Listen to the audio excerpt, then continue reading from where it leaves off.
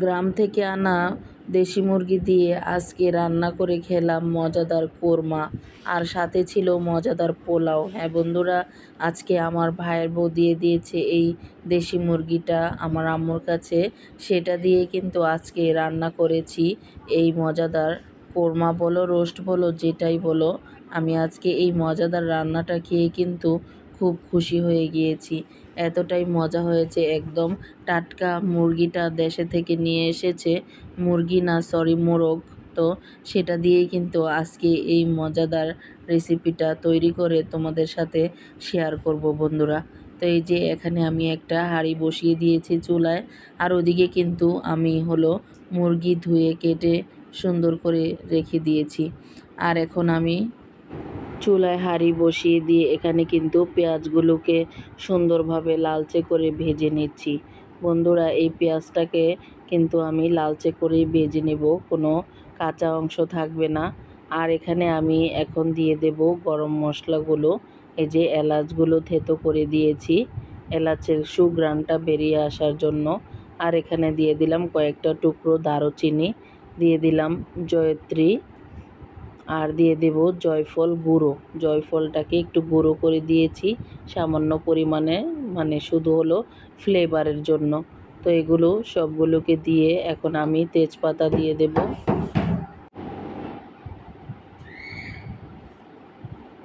তো এই যে তেজপাতাটা দিয়ে আমি সুন্দরভাবে ভেজে নিচ্ছি। আর এই তেজপাতাটা ভাজা হলে কিন্তু সুন্দর ঘ্রাণ আসবে, সেই জন্য আমি সব সময় গরম মশলা তেজপাতা যা কিছু আছে সব তেলের মধ্যে ভেজে নেই। আর এই টেকনিকটা তুমি কিন্তু কাজে লাগাতে পারো।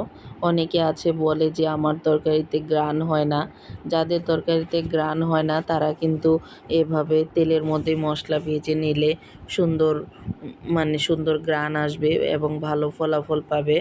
আর এখন আমি এখানে 2 টেবিল চামচ দিয়ে দিলাম আদা রসুন পেস্ট। এই আদা রসুন পেস্টটা দিয়েও আমি আবার একটু ভেজে নিচ্ছি। আর আমার এই হাঁড়িটা কিন্তু অনেক ভালো একটা হাঁড়ি, আমি এটাকে বাণিজ্য মেলা থেকে কিনেছিলাম।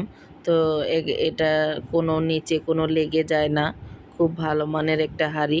তো এখানে দিয়ে দিলাম আমি ভাজা জিরের গুঁড়ো পুরো করে এক চা চামচ, এক চা চামচ দিয়ে এখন আমি এইখানে আর বাদ বাকি মশলা দিয়ে দিচ্ছি। এখানে দিয়ে দিচ্ছি ধনিয়ার গুঁড়ো আর কাঁচামরিচ।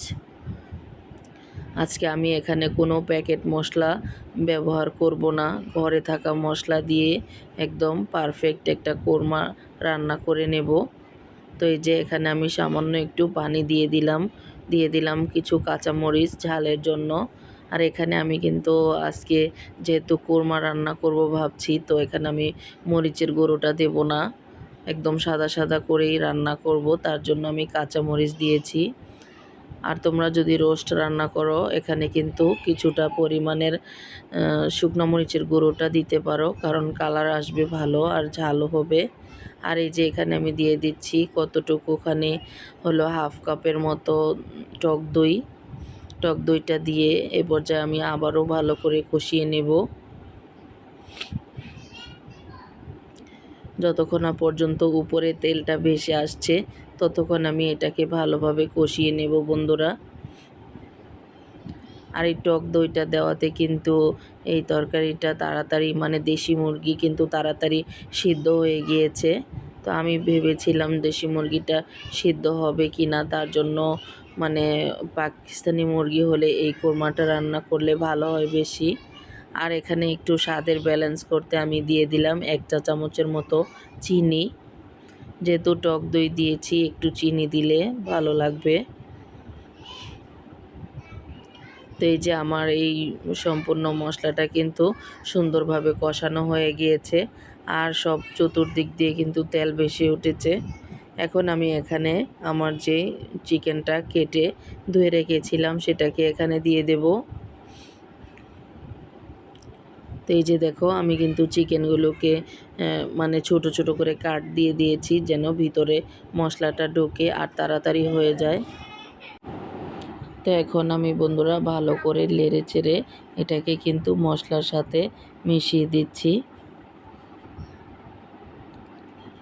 এখন আমি ঢাকনা দিয়ে ঢেকে যতক্ষণ না পর্যন্ত সিদ্ধ হয়ে আসে ততক্ষণ পর্যন্ত আমি এটাকে রান্না করে নেব।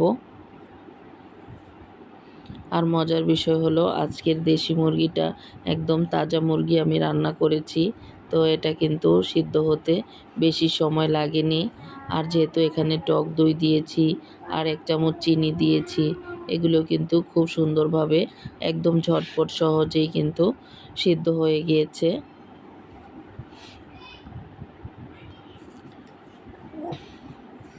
তো বন্ধুরা, যারা এ পর্যায়ে এসে ভিডিওটি একটি লাইক দিতে ভুলে গিয়েছো, প্লিজ একটি লাইক দিয়ে ভিডিওটি কন্টিনিউ করো। তোমাদের একটি লাইক আমার ভিডিওটিকে অনেক জনের কাছে পৌঁছে দিতে সাহায্য করবে। আর আমার ভিডিওর কোনো অংশ ভালো লেগে গেলে প্লিজ লাইক, কমেন্ট, শেয়ার করতে ভুল করবে না। আর যারা নতুন রাঁধুনি আছো তারা কিন্তু আমার রেসিপিটা চাইলে সেভ করে রাখতে পারো। এতে করে তুমি যখন আমার মতো এরকম কোরমা খেতে ইচ্ছে করবে তখন কিন্তু এটা দেখে তুমি সহজেই রান্না করে নিতে পারবে। খুব সহজেই আমি এখানে দেখিয়ে দিয়েছি তোমাদেরকে এই রান্নাটা আমি কিভাবে করেছি।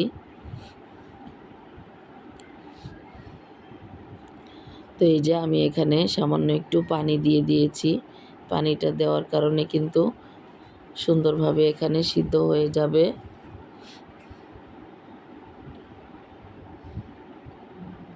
আর সবশেষে আমি এখানে আরও কিছু পেঁয়াজ কুচি দিয়ে দিচ্ছি।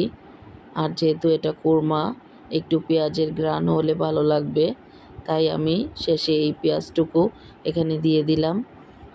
আর এই যে দেখো আমার পানিটা একদম শুকিয়ে গিয়েছে।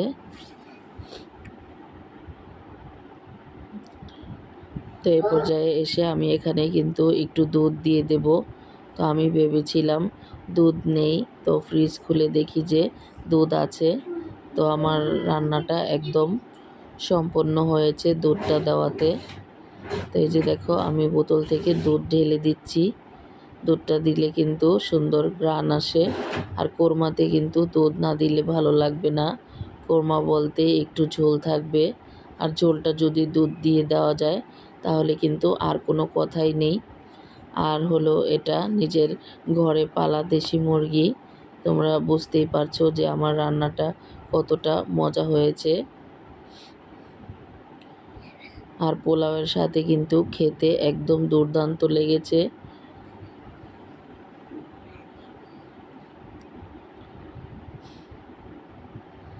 বন্ধুরা, আবারও বলে দিচ্ছি, যারা একটি লাইক দিতে ভুলে গিয়েছো প্লিজ একটি লাইক দিয়ে আমার ভিডিওটি কন্টিনিউ করবে। আর ফ্যামিলি এবং ফ্রেন্ডসদের সাথে শেয়ার করতে ভুল করবে না। আর যারা নতুন বন্ধু আছো তারা কিন্তু অবশ্যই চ্যানেলটি সাবস্ক্রাইব করে পাশে থাকা বেল আইকনটি অন করে দিবে। এতে করে আমি নতুন কোনো ভিডিও দিলে তোমার কাছে সবার আগে নোটিফিকেশনটা চলে যাবে বন্ধুরা। তো আজকের মতো এখানেই বিদায় নিচ্ছি। কেমন লেগেছে আমার রান্নাটা তোমার মূল্যবান বক্তব্য কিন্তু আমার কমেন্টস বক্সে রেখে যাবে। আজকের মতো এখানেই বিদায় নিচ্ছি। ভালো থাকবে সবাই। দেখা হবে নেক্সট কোনো ভিডিওতে। আল্লাহ হাফেজ। আসসালামু আলাইকুম।